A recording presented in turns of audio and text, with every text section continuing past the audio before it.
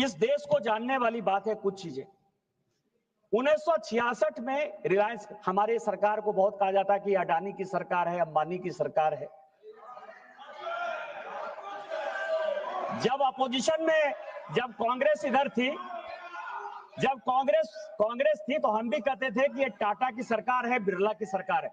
इस देश में जानने वाली बात है कि 1966 में रिलायंस इंडस्ट्री आई, 66 में, और 98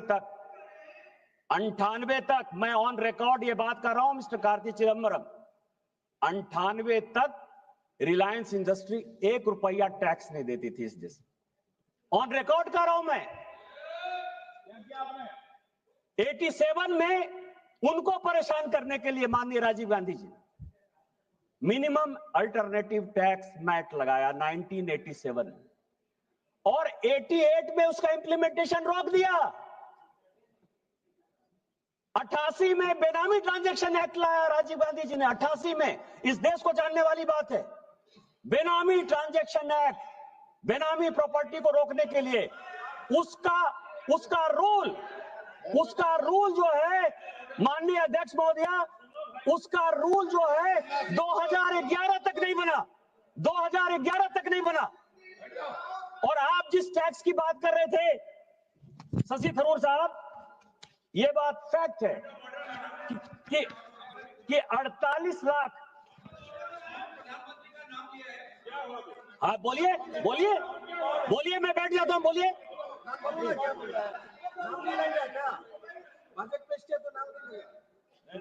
बोलिए कौन सा पॉइंट है, नहीं पॉइंट बताइए ना, ये पॉइंट बताएंगे ना। नंबर 2 मैडम 352 स्वर्गीय प्रधानमंत्री पर ये जो आरोप लगा रहे हैं कि एक विशेष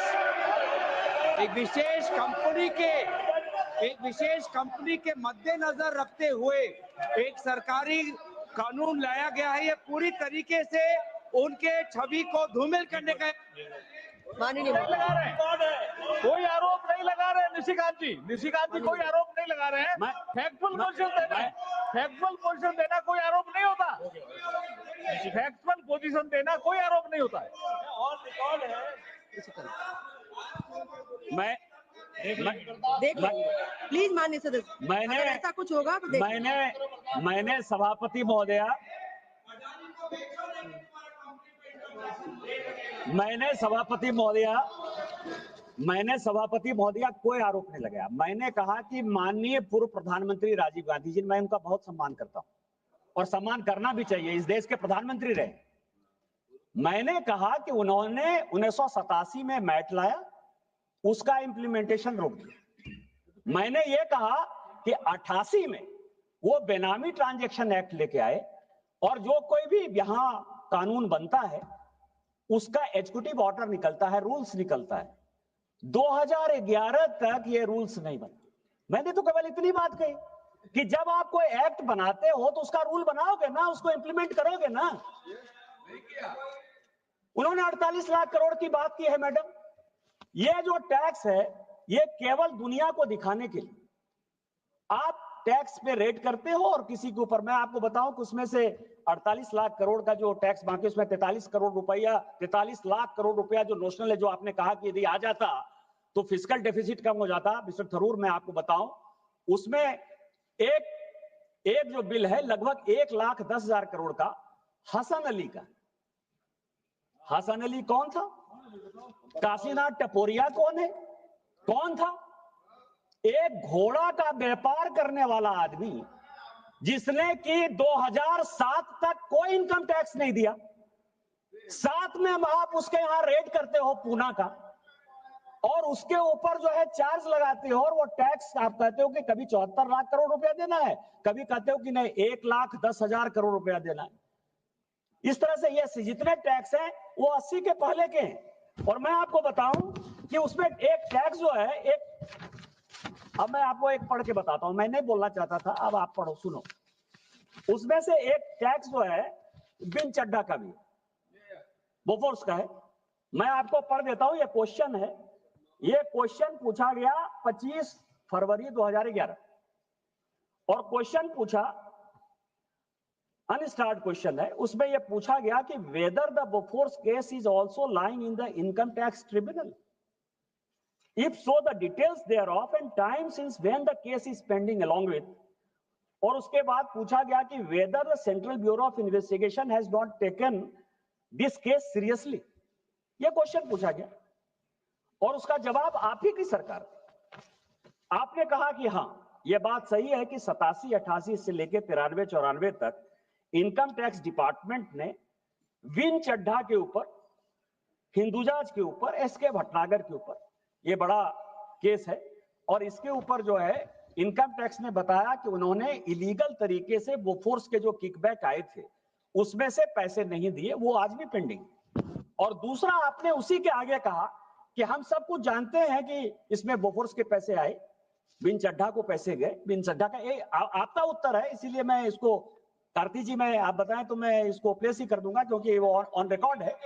लेकिन वो आप कह रहे हैं कि इसके बावजूद भी जितने एक्यूज थे बोफोर्स के इंक्लूडिंग कोथरोची, हमने सबको क्लीन चिट देके बाहर कर दिया सीबीआई में, ये आपका जवाब। आप हमारे ऊपर चार्ज लगा रहे हो कि 48 लाख करोड़ रुपया कहां गया, 43 लाख करोड़ रुपया कहां गया,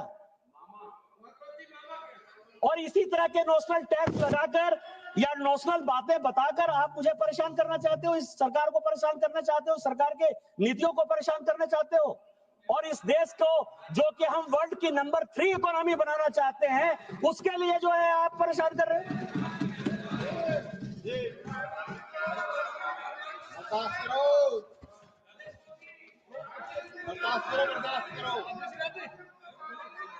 जी जी, ये भर्तरी माता साहब कुछ बोलो। इन चढ़ा के प्रॉपर्टी को नीलाम करके पैसा ट्रेजरी को लाया, इसके आगे भी कहानी है, बताइए।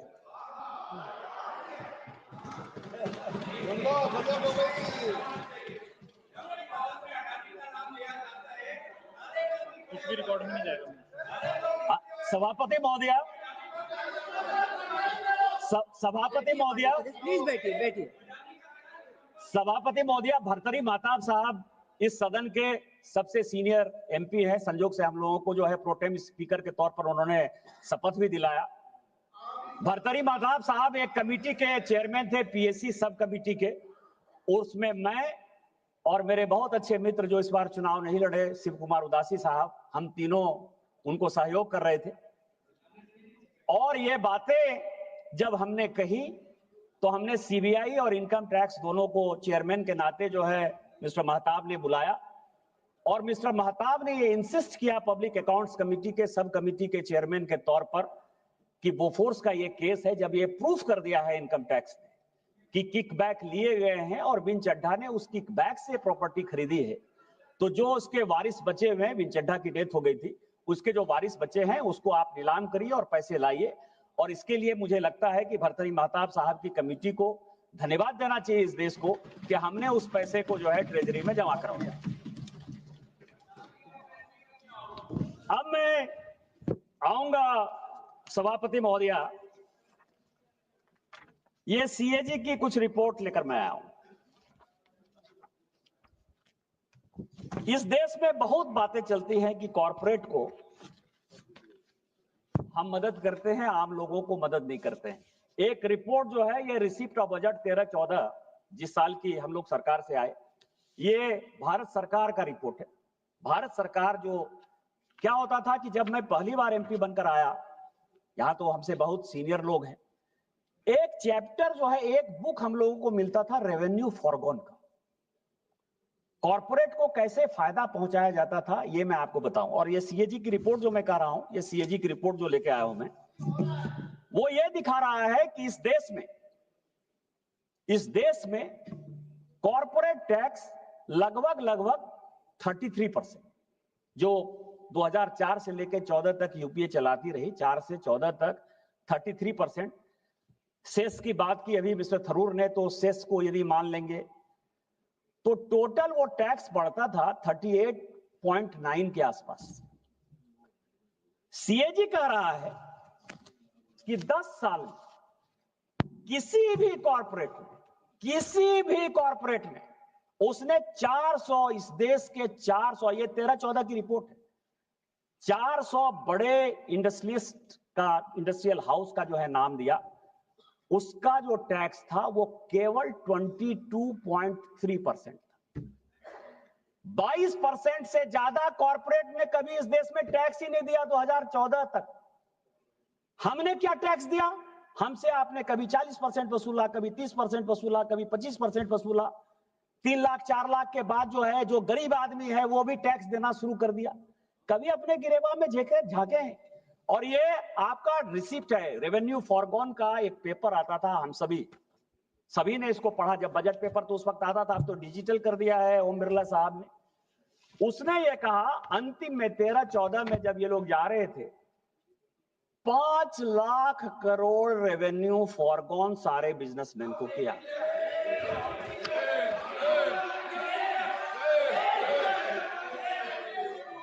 दिस इज हियर, ये मैं 13-14 का जो है पूरा वो रेवेन्यू फॉरगॉन का ये रिपोर्ट लेकर आया।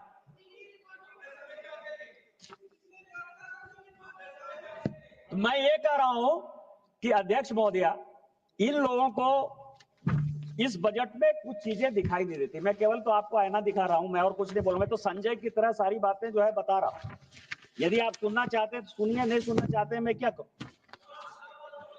अब रोजगार की बात कर रहे हैं, कि इस बजट में रोजगार के लिए क्या क्या है। आप लोग सबसे ज्यादा चिंता जो है उसी पर कर रहे हैं।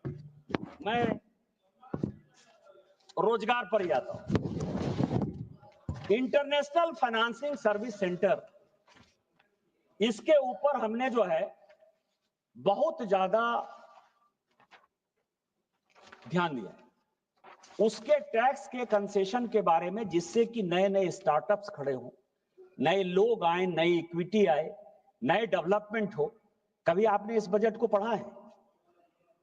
इलेक्ट्रॉनिक मैन्युफैक्चरिंग दूसरा ऐसा सेक्टर है जिस पर कि ये सरकार इस बजट में, इस फाइनेंस बिल में बहुत कुछ लेकर आई है। और फिर मैं पूरे सदन का और पूरे देश का ध्यान आकर्षित करना चाहता हूं। बहुत बातें होती हैं कि यहां मैन्युफैक्चरिंग नहीं हो रहा है, हम लोग फेल हो रहे हैं, चाइना आगे बढ़ रहा है, ताइवान आगे बढ़ रहा है। चिप्स का सवाल हो, सेमीकंडक्टर का सवाल हो, टेलीफोन का सवाल हो, मोबाइल का सवाल हो। कार्ति जी, आपके लिए 96 में आपके पिताजी 97 में, जब वो देवगौड़ा साहब और इंद्र कुमार गुजराल साहब के साथ मंत्री थे, ITA, international telephone agreement, telecom agreement, ITA 1, वो साइन कर, और पूरी दुनिया में 194 कंट्री है, अब तो 195 हो गया है। 195 कंट्री में केवल 17 कंट्री सिग्नेटरी थे। बाद में वो बढ़कर 29, इवन चाइना भी उसका सिग्नेटरी नहीं था। चाइना भी उस एग्रीमेंट का पार्ट 2003 में हुआ। और हमने क्या एग्रीमेंट कर लिया? हमने एग्रीमेंट कर लिया कि 2004 तक ये जितने इलेक्ट्रॉनिक्स हैं, टॉयज हैं, हार्डवेयर हैं, सॉफ्टवेयर हैं, चिप्स हैं, सेमीकंडक्टर हैं, कहीं से भी लेके आ जाइए, हम 0 ड्यूटी लेंगे। पूरी कस्टम ड्यूटी एबॉलिश कर दी, ये एग्रीमेंट साइन कर लिया। मैं उस कमेटी का चेयरमैन हूं, मिस्टर थरूर इसके पहले उस कमेटी के चेयरमैन थे, प्रताप राज यादव थे। हम लोग लगातार मेहनत कर रहे हैं, लगातार सरकार को कह रहे हैं। मैं शशि थरूर साहब का धन्यवाद दूंगा कि उन्होंने भी इस बात के लिए लगातार कहा कि ITA 1 से भारत को कैसे निकलना है।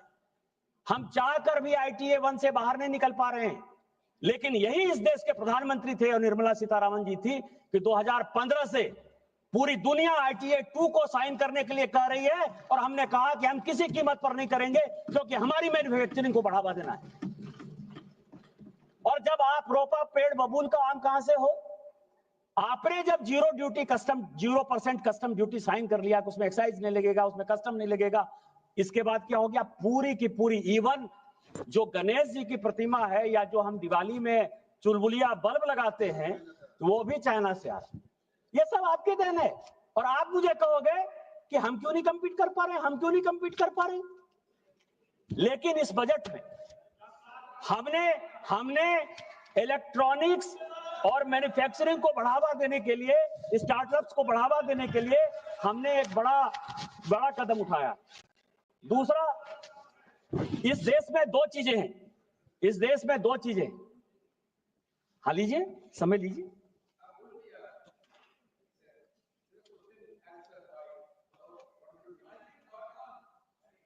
Madam Mike. Madam, in this house, about the return of the corporate loaning